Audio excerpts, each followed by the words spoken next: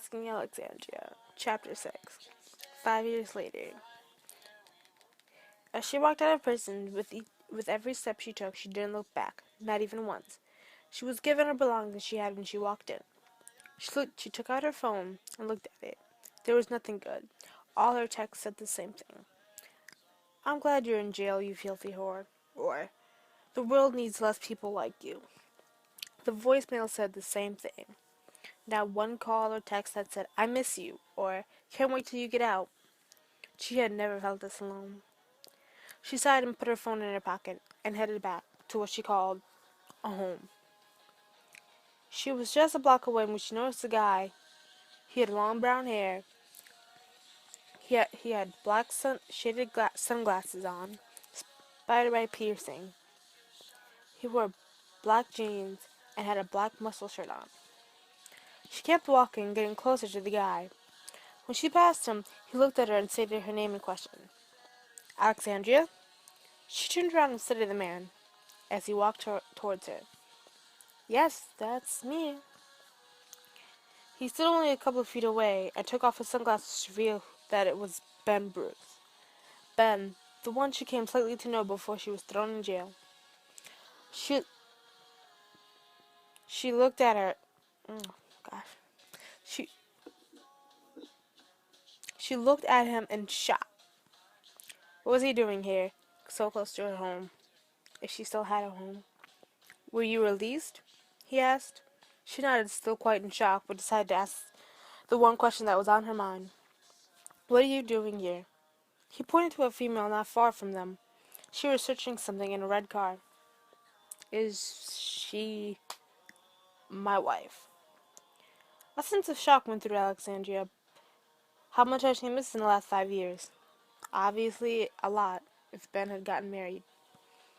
She tried her hardest not to show shock upon her face, but smiled and seemed happy for him. After all, she didn't like him. She didn't want him, yet it stung ever so slightly. Congratulations, she said, feigning happiness. She put on her best fake smile. He nodded and cleared his throat. So, how was prison? It was a different life. He nodded slowly and looked back at his wife. She looked down and rocked back and forth on her feet. I must go now, she said, and waved. She turned around and walked away. She was stopped when she heard a female voice call her name. Alexandria!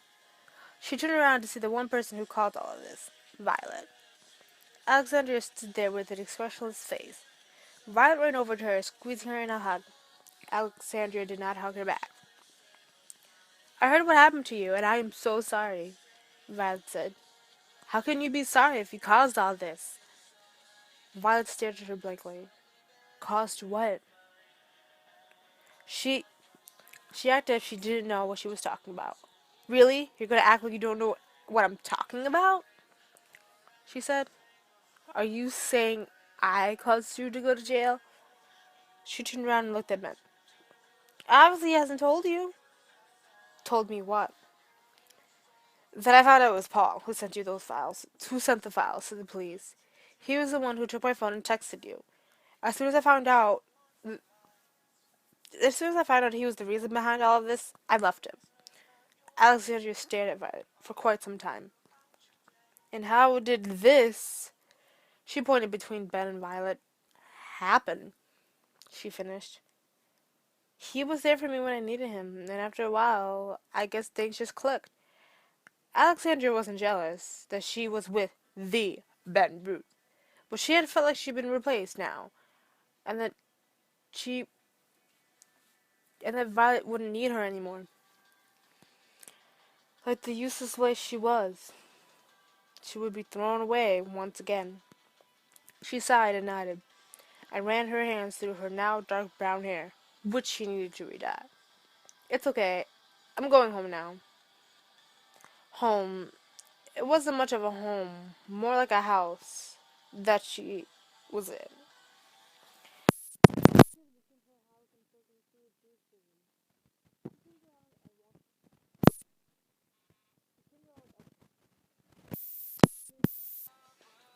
Neither Violet said a word.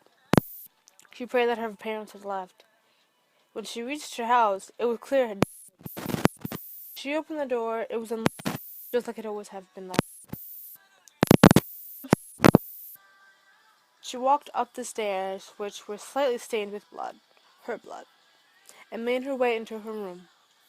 She opened the door and walked in. She shuddered as the cool fall air that came in from the window hit her. She looked around at all her possessions, the things she once loved. She looked down. She looked down, then at the small desk in the corner of her room. She stared at the box there, the small pink box that she had for a year. She mixed that box. The box contained the one thing she could never live without. It held the one thing that made her past 5 years the worst years of her life. It was always there for her, always would have been, even when everyone else around her failed her.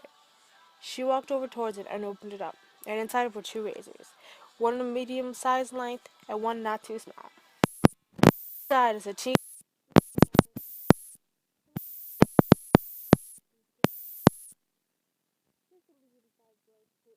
placed it against her skin.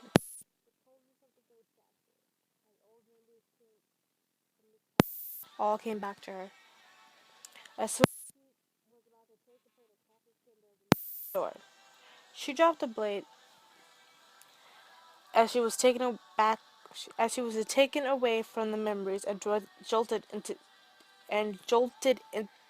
reality.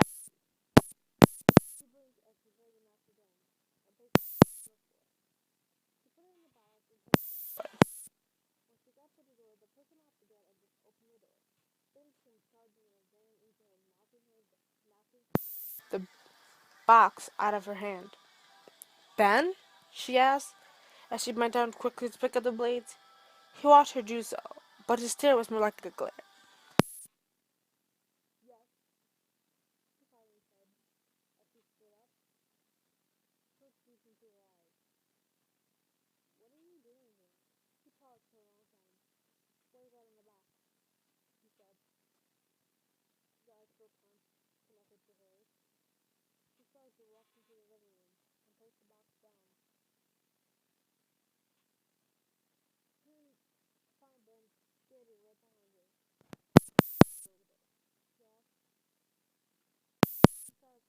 While not making any eye contact with him.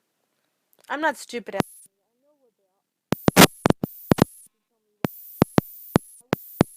Did you have them?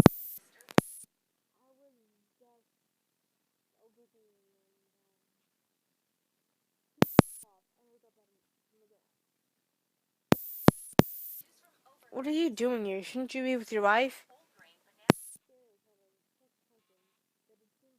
But